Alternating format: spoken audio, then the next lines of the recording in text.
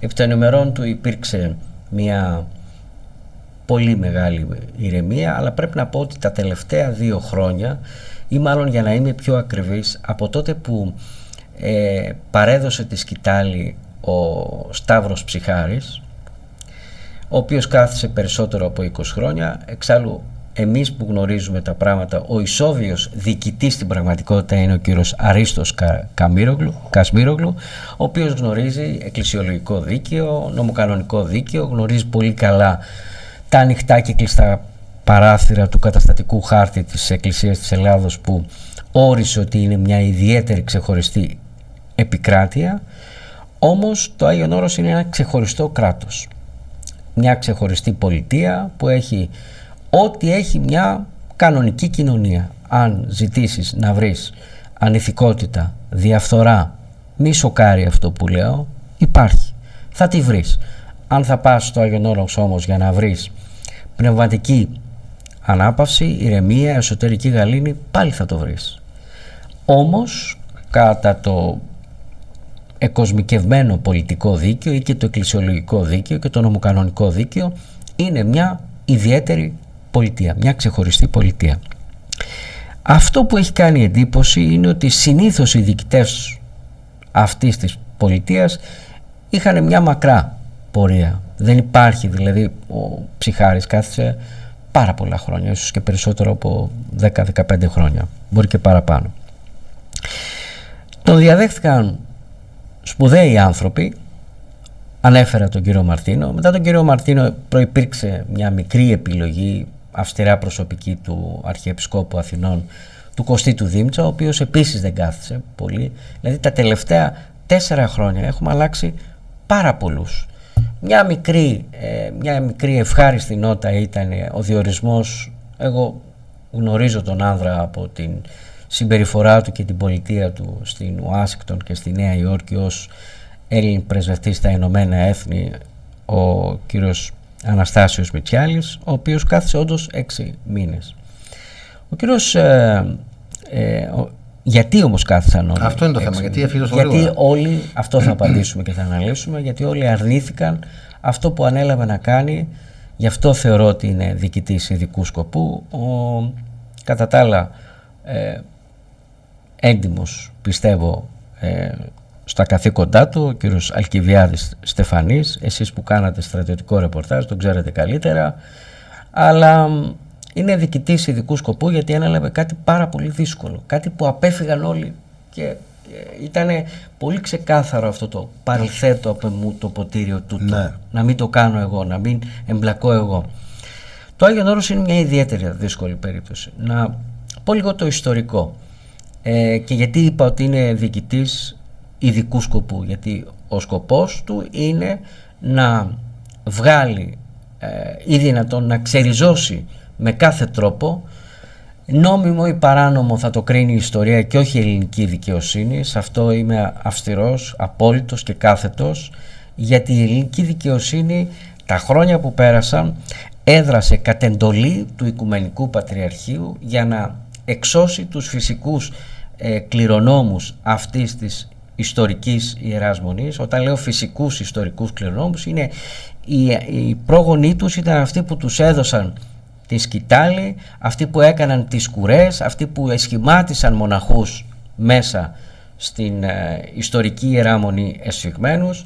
Είναι ο Μεθόδιος, είναι ο νόμιμος ηγούμενος της ιστορικής Ιεράς Μονής εσφιγμένου. Ποια είναι η διαφορά? Άρα η αποστολή είναι να τους βγάλει με κάθε τρόπο, τους μοναχούς. να τους βγάλει, να τους εξώσει, να τους απαγάγει, να τους εκδιώξει με κάθε τρόπο. Ναι. Και είναι αποφασισμένος ο κύριος Στεφανής, πλέον το διαμηνύει με κάθε τρόπο. Η τελευταία του επίσκεψη στη Νέα Μονή εσφιγμένου υπό τον Αρχιμανδρίτη Βαρθολομαίο, νομίζω και το μήνυμά του ήταν ξεκάθαρο, ότι εγώ ορκίστηκα στον Οικουμενικό Πατριάρχη. Βεβαίως εδώ πρέπει να πω στον εντιμότατο κατά τα άλλα αξιότιμο του ελληνικού, των ελληνικών ενόπλων δυνάμεων, ότι δεν ορκιζόμαστε σε πρόσωπα ποτέ, ορκιζόμαστε με το χέρι στο Ευαγγέλιο και στο όνομα της ελληνικής πολιτείας. Δεν ορκιζόμαστε σε πρόσωπα, αγαπητέ κύριε Στεφανή, επειδή είπατε ορκίστηκα στον Πατριάρχη Βαρθολομαίο. Δεν υπάρχει κάτι τέτοιο. Είναι παράνομο, είναι αντικανονικό, είναι αντιεκκλησιολογικό, είναι αντορθόδοξο. Δεν ορκίζονται στην Ορθόδοξη Εκκλησία σε πρόσωπα, στο Ευαγγέλιο. Ένα είναι αυτό. Δεύτερον, έδειξε μια απόλυτη πίστη στο πρόσωπο του Πατριάρχη, στις δικαστικές αποφάσεις που είναι σωρία, πολλές, που διατάσσουν με το βίαιο τρόπο την εκδίωξη των μοναχών, πάντοτε εντελόμενοι οι ελληνικοί δικαστές. Λυπάμαι που θα το πω, εντιμότατοι και αξιόλογοι όσοι έχετε απομείνει στο σώμα της ελληνικής δικαιοσύνης, αλλά δυστυχώς έχετε χάσει την έξωθεν μαρτυρία στον ελληνικό λαό ως σώμα της ελληνικής δικαιοσύνης. Ενεργείτε κατ' εντολή είτε των πολιτικών είτε των ιερέων ή ιεραρχών. Έχετε χάσει την έξωθεν καλή μαρτυρία προς τον ελληνικό λαό. Αυτό είναι κάτι... Αλεξανδρέ, να πούμε δύο λόγια για το ιστορικό. Τι είναι η Μονή Εισηγμένου, η οποία Μονή Εισηγμένου, για όσους έχουν λίγο ασχοληθεί, ναι, νομίζω ότι είναι πολύ συμπαθή στην ελληνική κοινή γνώμη, γιατί δίνει την εντύπωση ότι πρόκειται για κάποιους μοναχούς οι οποίοι είναι λίγο αντάρτες. Έχουμε δει την περίφημη φωτογραφία με τον μοναχό, με τη Μολότοφ, η οποία είναι εδώ και χρόνια στο διαδίκτυο, και έχουν και ένα σύνθημα «Ορθοδοξία ή θάνατος». Ναι. Τι είναι αυτή η Μονή Εισηγμένου λοιπόν που έχει δημιουργήσει όλο αυτό το θόρυβο και πρώτα, έφερε ένα στρατηγό στο Άγιο Όρος? Ναι, αυτή είναι η πραγματικότητα και είναι ο ωραίτερος τίτλος. Όντως, αυτοί έφεραν τον στρατηγό Αλκιβιάδη Στεφανή ως διοικητή. Είναι οι άνθρωποι οι οποίοι είναι ταγμένοι ιστορικά να κρατούν τα θέσμια, τους κανόνες. Είναι οι λεγόμενοι ζηλωτές, ακραίοι όμως, πολύ ακραίοι. Η Ορθοδοξία, αν διακρίθηκε για κάτι, διακρίθηκε γιατί είναι αναρχοαυτόνομη και έχει πολλά τέτοια στοιχεία στην πορεία της ιστορίας της, και από αυτά τα στοιχεία αναδείχθηκαν οι Άγιοι, όπως ένας τέτοιος αναδείχθηκε προημερών, τον αναγνώρισε το Οικουμενικό Πατριαρχείο, ένας αντάρτης μοναχός, ούτε καν μεγαλόσχημος ιερομόναχος, ο Χριστόφορος Παναγιωτόπουλος, ένας λαϊκός, ή Παπουλάκος, ο οποίος την ημέρα της γιορτής μου, στις 30 Αυγούστου, το Οικουμενικό Πατριαρχείο τον αναβίβασε, τον προβίβασε στην τάξη των Οσίων και Αγίων. Αυτός ήταν ένας αντάρτης. Όλοι οι Άγιοι της Ορθοδοξίας, για να πάω στην Εισηγμένου, ήταν αντάρτες. Ήταν απέναντι από την εξουσία, απέναντι από τον αυτοκράτορα, απέναντι από τον Πατριάρχη, τον εκάστοτε Πατριάρχη, πολλές φορές και απέναντι και από ολόκληρη σύνοδο. Ο Άγιος Γρηγόριος ο Παλαμάς, ο Γρηγόριος ο Νήσης, ο Μέγας Βασίλειος ήταν αντάρτες. Οι Εισηγμένοι λοιπόν είναι οι σύγχρονοι αντάρτες ή είναι οι αναρχοαυτόνομοι, είναι οι σύγχρονοι αντάρτες σε ολόκληρη την Ορθοδοξία. Ως προς τι? Πάνε κόντρα στην εκοσμίκευση του ιερατείου της Ορθοδοξίας, η οποία έχει φτάσει πάρα πολύ κοντά, έχει χάσει την πνευματική της διάσταση, έχει χάσει, και αυτό το βλέπει ο κόσμος έτσι και το προσλαμβάνει, έχει χάσει κάθε τι μυστηριακό. Δεν είναι ο Χριστός, δεν φόρεσε ούτε μήτρες, αντιτάχθηκε στο ιερατείο της εποχής. Εάν και τώρα, αν και νομίζω ότι αν τώρα κάπου εμφανιζόταν, οι πρώτοι που θα τον εξεδίωκαν θα ήταν η κάθε τοπική σύνοδος, η κάθε εξουσία, κάθε δόγματος. Αυτή είναι η φύση της Ορθοδοξίας. Η Ορθοδοξία δεν είναι θρησκεία, είναι βίωμα, είναι αλήθεια, είναι γεγονός. Ποιοι απαιτούν να φύγουν αυτοί? Το Οικουμενικό Πατριαρχείο. Γιατί δεν μνημονεύουν από το 1973 που έγινε η πρώτη προσέγγιση του αείμνηστου Πατριάρχη Κυρού Δημητρίου, μια όσια και σεβάσμια μορφή, καμία σχέση με τον ίν Πατριάρχη Βαρθολομαίο Αρχοντώνη, ο προκάτοχός του Δημήτριος, ο οποίος όταν έκανε την προσέγγιση με τότε και πριν από αυτόν ο Πατριάρχης Αθηναγόρας με τον Πάπα και ήρθησαν τα αναθέματα μεταξύ Ορθοδοξίας και Καθολικής Εκκλησίας, οι ζηλωτές, οι εσφιγμενίτες τότε υπό τον Ευθύμιο, τον μακαριστό Ευθύμιο, τον προκάτοχο του γέροντος, ο Μεθόδιος είναι ένα γλυκύτατο πλάσμα, ένας γλυκύτατος άνθρωπος, δεν είναι ούτε της βίας ούτε της σύγκρουσης. Αντίθετα ο Ευθύμιος που σήκωσε τότε ανάστημα, αντίδραση με ένα εκκλησιολογικό κείμενο ιστορικής αξίας εκείνη την περίοδο, όταν είδανε τα σφιχταγκαλιάσματα που έκανε ο Πατριάρχης Αθηναγόρας, προκάτοχος του Δημητρίου, με τον τότε Ποντίφικα, που δεν ήταν απαραίτητα, αγαπητοί μου φίλοι, κακή η κίνηση, να υπάρχει διάλογος, γιατί ο κόσμος που δεν είναι χριστιανικός, που δεν ανήκει σε κανένα από τα χριστιανικά δόγματα, όταν βλέπει τους χριστιανούς ο ένας να τρώει τον άλλον, να βγάζει ο ένας το μάτι του άλλου, γι' αυτό λέω πολλές φορές, όπου επλεώνασε η αμαρτία επερίσσευσε η χάρις, και όπου επερίσσευσε η χάρις, στην αγιώνυμη πολιτεία ή στους ναούς ή στις ενορίες, εκεί θα βρεις τη μεγαλύτερη υποκρισία. Όπου βλέπεις κομποσχήνια, σταυρούς, μετάνοιες, εκεί είναι η αγία υποκρισία, η μεγαλύτερη αγία που την τιμούν όλοι οι χριστιανοί. Λυπάμαι που είμαι σκληρός, αλλά αυτή είναι η αλήθεια. Και έχω πει ότι δεν είμαι εδώ, πιστεύω ότι και εσύ γι' αυτό με καλείς, για να είμαι ευχάριστος. Αυτοί λοιπόν αντιτάχθηκαν από το 1973 σε αυτή την κατάσταση. Ο Ευθύμιος ήταν απόλυτος, εκκλησιολογικά, νομοκανονικά δίκαιος σε αυτά που έλεγε. Αντιτάχθηκαν στο σύστημα. Όλοι οι υπόλοιποι έκαναν τα στραβά μάτια, και στην Αθωνική Πολιτεία. Ενώ υπάρχουν αντάρτες σε διάφορα κελιά, μοναχοί, που κανείς δεν μιλάει για αυτούς, οι οποίοι έχουν δώσει τις περιουσίες τους. Όλοι λένε τώρα για την Εσφυγμένου, η οποία έχει τραβήξει τα φώτα της δημοσιότητας, αλλά στην πραγματικότητα οι πραγματικοί αντάρτες, που είναι διάσπαρθοι σε όλη την Αθωνική Πολιτεία, είναι κελιώτες, οι οποίοι είναι υποστηριχτές των Εσφυγμένητων. Τι συμβαίνει εκεί? Θα το πω πολύ απλά και όχι λαϊκά ή λαϊκιστικά. Έρχομαι στο σπίτι σου και σου λέω είναι δικό μου. Υπάρχει μια δικαστική απόφαση από ιδιοχρησία, από ιδιοκατοίκηση, που συμβαίνουν αυτά. Τώρα θα το πάρω εγώ. Αυτό συμβαίνει με τη Μονή Εσφυγμένου. Πάνε να τους βγάλουν από το φυσικό του σπίτι, το οποίο είναι κληρονομικό δικαίο, νομοκανονικά, εκκλησιολογικά και με βάση το κοσμικό δίκαιο, οι φυσικοί ιδιοκτήτες. Αυτοί που είναι τώρα πάνω από 100 μοναχοί. Θα ξαναπώ και από την εκπομπή σου, δυστυχώς, εάν υλοποιήσει ο κατά τα άλλα έντιμος στρατιωτικός κύριος Αλκιβιάδης Στεφανής όλα του τα σχέδια, από ξηράς, αέρος και θαλάσσης, θα χυθεί αίμα. Και δεν θα χυθεί αίμα από τραυματισμούς, θα χυθεί αίμα κανονικό. Θα έχουμε απώλεια ανθρώπινης ζωής. Υπάρχει σχέδιο εισβολής δηλαδή στη Μονή? Έχει ορκιστεί, το λέει πια δημοσίως και προκαλεί ήδη αντιδράσεις και στις άλλες αδελφότητες. Ήδη του τα είπανε, όποιαν επισκέφτηκε, ότι είναι καλό να αποφύγουμε.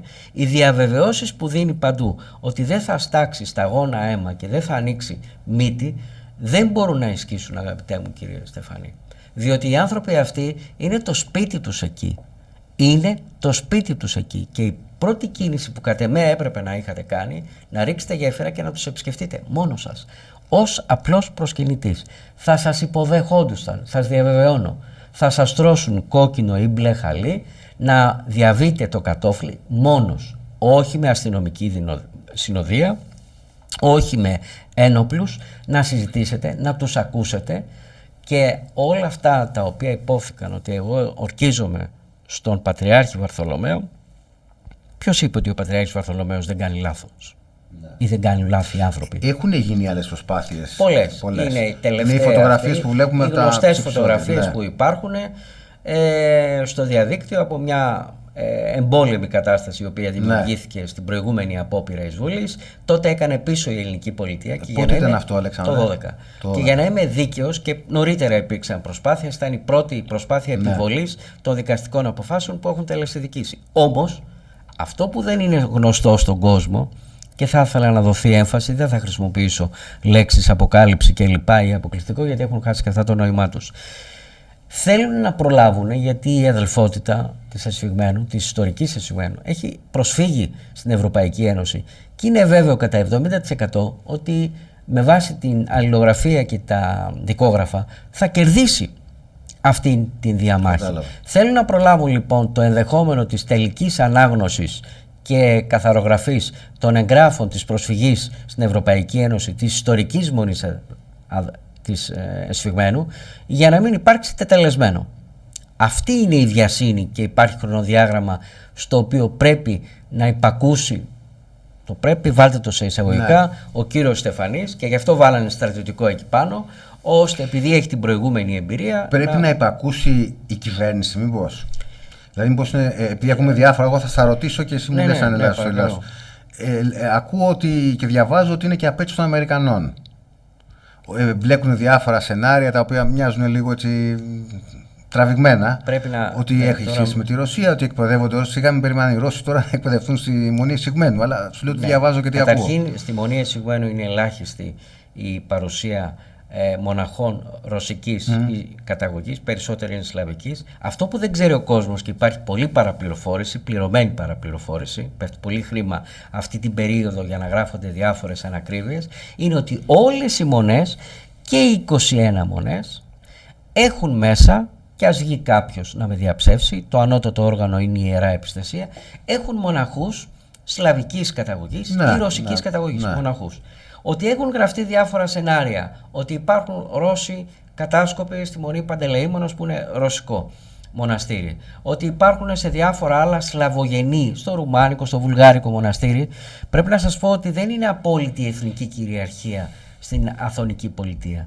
Έχουν συμφέροντα η Ρουμανία, η Βουλγαρία, η Σερβία και η Ρωσία, η οποία Ρωσία πράγματι έχει ρίξει πολύ χρήμα. Ναι. Πρέπει να σας πω, στην τελευταία επίσκεψη του Προέδρου Πούτιν, ο Πρόεδρος Πούτιν επί 3 ώρες, κυριολεκτό, υπέγραφε επιταγές με 6 μηδανικά. Δεν υπάρχει αδελφότητα που δεν πήρε το δωράκι της. Δεν είμαι εδώ για να λέω ωραία πράγματα, δημόσιες σχέσεις, ούτε να είμαι ευχάριστος. Και εν πάση περιπτώσει, αν σε τιμώ, γιατί δεν κάνεις ποτέ λογοκρισία και με αφήνεις να λέω τα πράγματα όπως είναι. Επί 3 ώρες υπέγραφε. Η μόνη που δεν πήγε να πάρει τέτοια επιταγή, για να λέμε τα πράγματα όπως είναι, ο ηγούμενος της Εσυγμένου, που σήμερα διώκεται, καταδιώκεται και βρίσκεται υποδιωγμό. Και αυτό το ρόλο λυπάμαι, αλλά τον έχει αναλάβει ως μειόφιλε ο κύριος Στεφανής. Προσπαθώ να καταλάβω. Καταρχήν, ο κύριος Στεφανής ήταν πάντα γνωστός ότι είναι έτσι, υπέρμαχος των σκληρών λύσεων, αλλά ταυτόχρονα ήταν και λύσεις που δεν ήταν εφικτές. Για να το πω έτσι σε πολύ γενικές γραμμές, γιατί δεν μπορούμε να πούμε τίποτα παραπάνω γι' αυτό. Και εμένα με πήραν τηλέφωνο αρκετοί. Ο Πάρης το ξέρει καλύτερα. Δεν σημαίνει ότι όποια πληροφορία μας παίρνει οποιοδήποτε να μας δώσει, ακόμα και αν είναι διασταυρωμένη, μπορεί να μεταδοθεί. Ναι, ακριβώς. Αλλά αυτό λοιπόν που θέλω να καταλάβω είναι πόσοι μοναχοί σε αυτό το μοναστήρι πάνω κάτω? Πάνω από 120. Πάνω από 120. Η αλήθεια είναι ότι είναι παραπάνω, δεν θα ήθελα να πω περισσότερα. Εντάξει, ας πούμε ότι είναι 100, εγώ σου λέω. Δεν μπορώ να καταλάβω πώς και με ποια μέσα μπορούν αυτοί οι άνθρωποι να διωχτούν από τη Μονή. Από ξηράς, αέρος. Με αστυνομικές δυνάμεις, με λιμενικό, με στρατό. Δηλαδή είναι λίγο, δεν είναι επιχείρηση απλή. Στρατός δεν μπορεί να πάει. Ναι, δεν μπορεί να πάει. Ναι. Έτσι. Και πρέπει να πω ότι στρατιωτική επιχείρηση στην χιλιόχρονη, είναι παραπάνω από 1000 χρόνια ιστορία της Αθωνικής Πολιτείας, είναι μεν εθνικό κυρίαρχο έδαφος, αλλά με αυτά που θα συμβούν εκεί πάνω, όπως τα σχεδιάζει ο κύριος Στεφανής, τελευταίο όπλο, λυπάμαι, πρέπει να το πω, αυτή είναι η πραγματικότητα που έχουν στα χέρια τους οι ιερομόναχοι στην Αθωνική Πολιτεία όλων των αδελφοτήτων, και αυτό είναι τραγικό για την Ελλάδα σε καιρό ειρήνης, είναι η πλήρης ανεξαρτητοποίησή τους από την εθνική κυριαρχία. Να γίνουν δηλαδή φύση και θέση και νομικά και διεθνώς ανεξάρτητο κράτος, που δεν θα υπόκειται, βεβαίως μπορεί. Υπάρχει τη διαδικασία. Βεβαίως.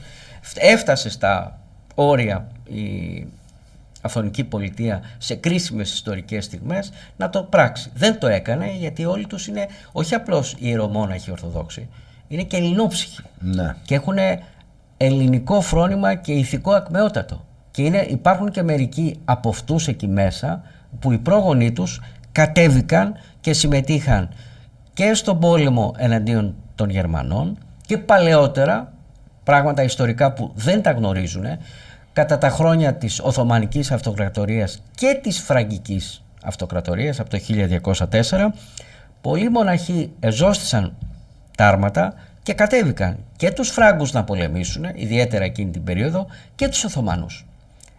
Το φρόνημα, μιλάω για το φρόνημα που έχουν αρκετοί, δεν είναι μόνο προνόμιο των εσφημενητών, αυτός ο ζηλωτισμός, όταν πρόκειται για το κράτος, για την εθνική κυριαρχία, για την ρωμιοσύνη, θα δώσουν και τη ζωή τους. Και το έκαναν πολλές φορές. Αυτή τη φορά όμως, εάν ανοίξει, διαβεβαιώνει ο αγαπητός κ. Στεφανής, χαρακτηριστικά λέει σε όλες τις επισκέψεις που έχει κάνει, ούτε σταγόνα αίματος ούτε μύτη. Απορώ πώς θα το κάνει όταν όλοι έχουν δώσει όρκο ζωής. Πρόγευση τέτοιων καταστάσεων τις πήραμε όσες φορές επιχείρησαν να κάνουν εισβολή, κατάληψη. Γιατί δεν είναι μόνο εισβολή, θα είναι και κατάληψη. Και αν διανοηθούν να κατεβάσουν από αέρος, από ελικόπτερα, παιδιά τα οποία θα εκτελούν εντολές, οι άλλοι από κάτω που δεν είναι μουλάδες, δεν είναι μουτζαχετίν, είναι δικά σας παιδιά. Υπάρχουν μανάδες πίσω από αυτά τα παιδιά. Είναι όλα νέα παιδιά. Ο μέσος όρος ηλικίας των παιδιών που διακονούν στην Εσφυγμένου είναι τα 30 έτη. Ελάχιστοι είναι οι γέροντες στην ηλικία του Μεθόδιου, 70 και πάνω. Όλα είναι νέα παιδιά. Και αποφασισμένα. Και αποφασισμένα, και κάποια από αυτά πρέπει να σας πω, με πόνο ψυχής το λέω, είναι αποφασισμένα και κατετάγησαν και εκάρισαν μοναχοί, άνθρωποι που έφυγαν από τις ειδικές δυνάμεις, άνθρωποι που έφυγαν από τα ΛΟΚ, παραιτήθηκαν για να γίνουν μοναχοί, για να προασπίσουν με τα στήθη τους και με όποιο άλλο μέσο έχουν στη διάθεσή τους την κυριαρχία αυτού του ιερού καταπιστεύματος. Υπάρχει κάποια εξήγηση? Δηλαδή, ένας πολίτης που μας ακούει τώρα θα πει ότι εντάξει, είναι μια μονή με κάποιους. Ναι, δεν θέλουν να μνημονεύουν τον Πατριάρχη. Εντάξει, δεν ενοχλούνται οι άλλες μονές, δεν υπάρχει κανένα πρόβλημα. Όχι. Γιατί πρέπει να έχουμε τόσα θέματα σε αυτή τη χώρα? Και αυτό είναι που προκαλεί σκάνδαλο. Γιατί πρέπει να ανοίξει αυτό το θέμα τώρα?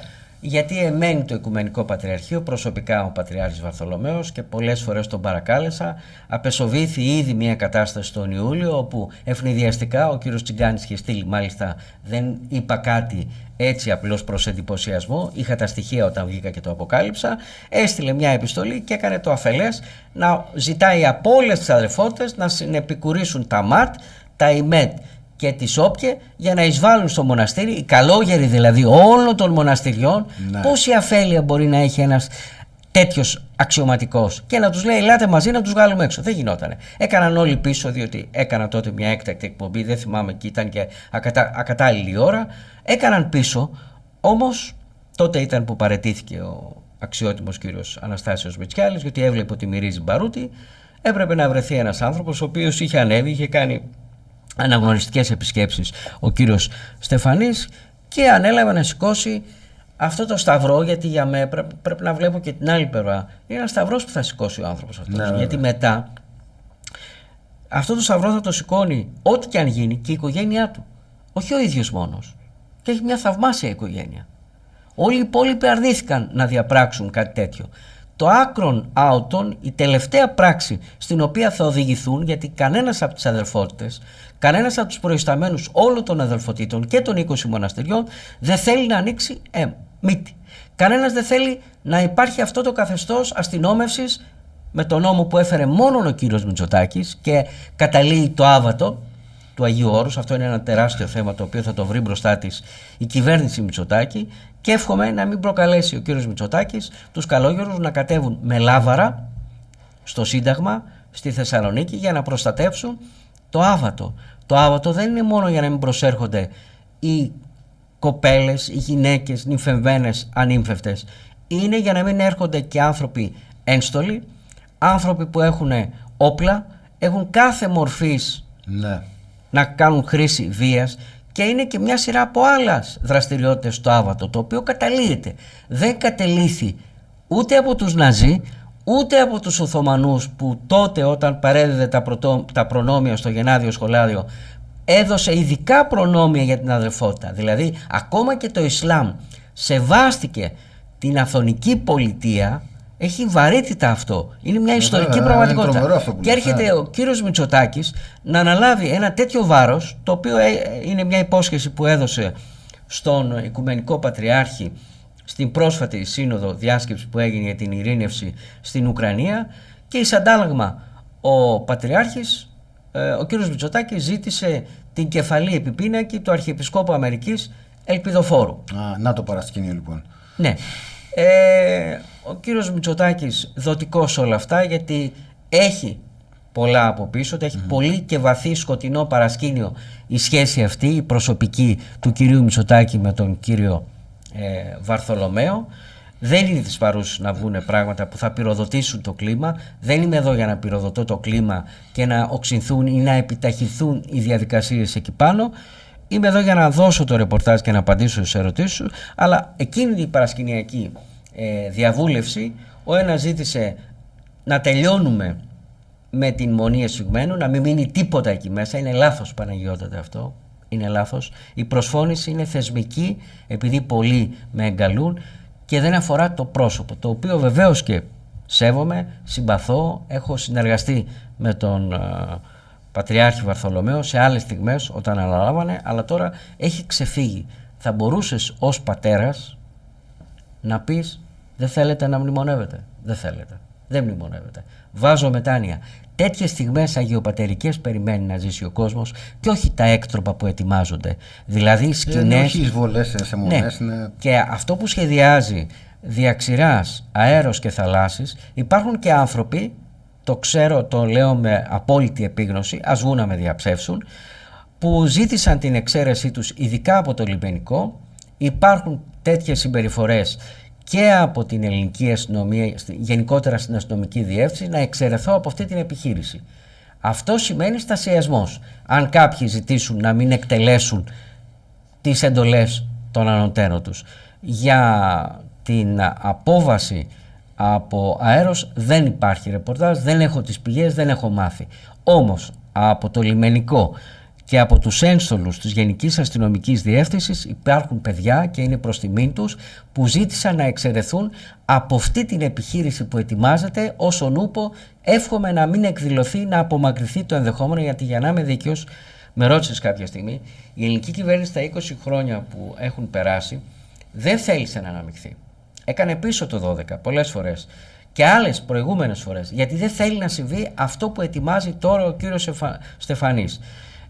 Πάντως δεν θα μείνετε με καλή εικόνα, κύριε Στεφανή, αν επιχειρήσετε αυτού του είδους την παράτολμη επιχείρηση σε καιρό ειρήνης, διότι αυτά που θα προκληθούν και έχουν συμφέροντα, επαναλαμβάνω, εθνικά, και η Ρουμανία και η Βουλγαρία και η Σερβία ως έθνος και ως εκκλησία και η Ρωσία.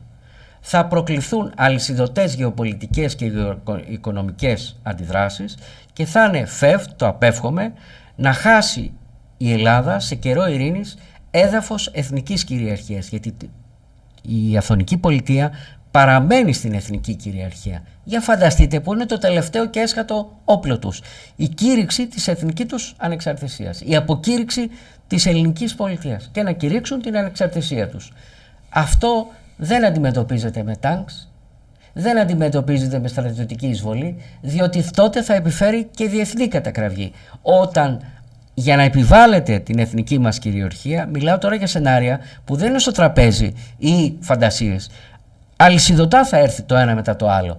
Εάν λοιπόν είναι έτοιμα προς εκτέλεση από ό,τι καταλαβαίνω. Ναι, έχει ορκιστεί ότι θα το κάνει. Ό,τι και να γίνει. Βεβαίως μετά θα φύγει. Διότι κανείς δεν θα θέλει να κρατήσει έναν τέτοιο άνθρωπο σε αυτή την υψηλή θέση που έχει και πολλές άλλες διαστάσεις.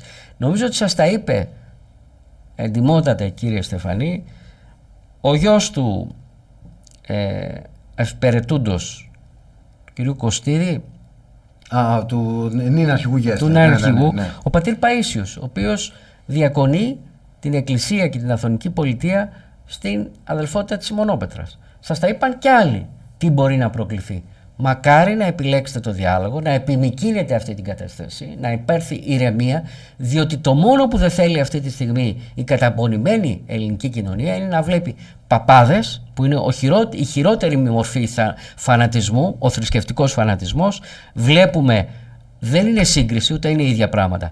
Βλέπουμε όμως τι σημαίνει θρησκευτικός φανατισμός στη Μέση Ανατολή, όπου μάχεται ο Ιουδαϊσμός το Ισλάμ. Αυτή είναι η πραγματικότητα, την οποία πολλοί δεν τη βλέπουν στη Μέση Ανατολή. Και αν εμπλακεί το κουβάρι εκεί πέρα, θα μπλέξουμε κι εμείς. Εάν λοιπόν εμείς σε καιρό ειρήνης έχουμε καταφέρει να μείνουμε απ' έξω, πλην της υπόθεσης της Ουκρανίας που αφόπλησε τα ελληνικά νησιά ο κύριος Μητσοτάκης και έκανε τα χατήρια του Ερντογάν, σε καιρό ειρήνης κινδυνεύει να χαθεί σημαντικό έδαφος εθνικής κυριαρχίας δίνει το τελευταίο τους όπλο. Και σας πληροφορώ ότι τότε θα τους υποστηρίξει και η διεθνής κοινότητα σε ένα τέτοιο γιατί πάντα θέλανε να βάλουν πόδι όλες οι ξένες δυνάμεις. Και όταν δουν τους καλόγερους να κηρύσουν την εθνική τους ανεξαρτησία, πράγμα που κανείς δεν θέλει, πρώτος εγώ που το λέω, αλλά είναι υπαρκτό το σενάριο αν γίνουν εχθροπραξίες εκεί πάνω. Ήδη οι αδελφότητες έχουν ζητήσει να μην γίνει τίποτα. Ούτε δέχονται τα αστυνομικά τμήματα στην Αθωνική Πολιτεία. Τι θα κάνει? Θα πάει με τάγκς ο Πρωθυπουργός, εάν συμβούν όλα αυτά? Έχει την εντύπωση ότι δεν θα παρέμβει η Ρωσία, δεν θα παρέμβει η Βουλγαρία, δεν θα παρέμβει η Σερβία που έχει πολλά χρωστούμενα με την Ελλάδα, η οποία ενώ θα έπρεπε να ήταν άλλη η στάση της στον πόλεμο της διάλυσης της Ιουγκοσλαβίας, όχι ο λαός ήταν φύση και θέση με τους αδελφούς τους, το κράτος τότε. Τι έκανε? Συμμετείχε στις νατοικές δυνάμεις κλπ. Θα ανοίξουν άσχημα πράγματα. Ο ασκός του αιώλου δεν ξέρω πού θα φυσήξει όταν ξεκινήσει αυτή η επιχείρηση, την οποία δυστυχώς ό,τι και να του έχει υποθεί και από άλλους την ετοιμάζει, νομίζει ότι είναι απόλυτο μυστικό ή απόρριτο. Οι πάντες ξέρουν τι έχει μετακινηθεί στη Γενική Διεύθυνση Θεσσαλονίκης, τι έχει μετακινηθεί στις όμορους νομούς, και πολλά παιδιά έχουν ζητήσει την εξαίρεσή τους από αυτή την επιχείρηση. Αυτό κάτι λέει. Μην κοιτάτε που δεν βγαίνουν προς τα έξω. Όλα γιατί αρνούνται να μνημονεύουν τον Πατριάρχη, και θα παρακαλέσω και τους αδελφούς της Εσφυγμένου να σταματήσουν τις ακρότητες, έχουν κάνει πάρα πολλά βήματα πίσω. Ας μην μνημονεύουν, αλλά ας σταματήσουν να βρίζουν ένα έστω κοσμικής διάστασης αξίωμα που φέρει ο εκάστοτε Οικουμενικός Πατριάρχης, γιατί πλέον είναι εκοσμικευμένο το αξίωμα, δεν έχει καμία πνευματική διάσταση, έτσι όπως έχει γίνει τα τελευταία χρόνια, τουλάχιστον της διακονίας του Πατριάρχη Βαρθολομαίου. Δεν μπορώ να είμαι ευχάριστος. Είμαι εδώ για να λέω τα πράγματα όπως είναι. Αλλά δεν καλούμε αυτόν που είναι ευχάριστο εδώ για να μας δίνει τι ακριβώς γίνεται με κάθε θέμα. Υπάρξουν και να κάνουν το γύρο του κόσμου. Εάν ο κύριος Στεφανής θέλει να τα λάβει όλα αυτά υπόψη του, έχει δύο επιλογές. Ή να πει ότι σας ευχαριστώ πολύ, αν και περιφέρεται σε όλες τις μονές και λαμβάνει δώρα κλπ. Και υποσχέται, και κάθε φορά είναι και πιο οξύτωρος απέναντι προς τους εσφυγμενίτες, ή να παρακαλέσουμε η Παναγία να βάλει το χέρι της, και σε τελευταία ανάλυση, για να κλείσω, να μην κάνω άλλη κατάχρηση του χρόνου σου, εκτός αν υπάρχει κάτι άλλο που πρέπει να πούμε, αν το επιτρέψει η Μεγαλόχαρη, που είναι ο χώρος της εκεί πέρα, αν επιτρέψει οτιδήποτε, κάτι άλλο έρχεται, το οποίο κανείς δεν θέλει να το φαντάζεται. Αν επιτρέψει δηλαδή να καταλυθεί το κράτος δικαίου εκεί πάνω, να καταλυθεί η πνευματική διάσταση που έχει, που είναι η αποστολή της. Πάντως πρέπει να σας πω ότι ο πρόεδρος Πούτιν έχει δώσει ειδικές οδηγίες σε ειδική επιτροπή υπό τον Πατριάρχη Κύριλλο, οτιδήποτε συμβεί να παρέμβει η Μόσχα, η οποία έχει και συμφέροντα, όχι γιατί μοιράζει επιταγές, αλλά γιατί έχει και γεωπολιτικά συμφέροντα στην περιοχή. Και αν το πω, μην ξαναδούμε πάλι τον κύριο Ερντογάν, όπως τον είδαμε προηγουμένως να λέει για τα Μάρμαρα ή για κάτι άλλο, να λέει τώρα ότι έχει δικαιώματα και στην Αθωνική Πολιτεία. Αυτά διακυβεύονται, αγαπητέ κύριε Στεφανή, και όσοι ακούτε από το Οικουμενικό Πατριαρχείο. Σε ευχαριστώ πάρα πολύ, ευχαριστώ και όλους αυτούς οι οποίοι είχαν την υπομονή και την ενοχή να ακούσουν το σαρκείο τούτο που μεταφέρω, και μακάρι ο Θεός να συγχωρέσει όποιες. Να είσαι καλά. Τα είπες μια χαρά και μάθαμε και πολλά. Σε ευχαριστώ πολύ. Εγώ σε ευχαριστώ πάρα πολύ.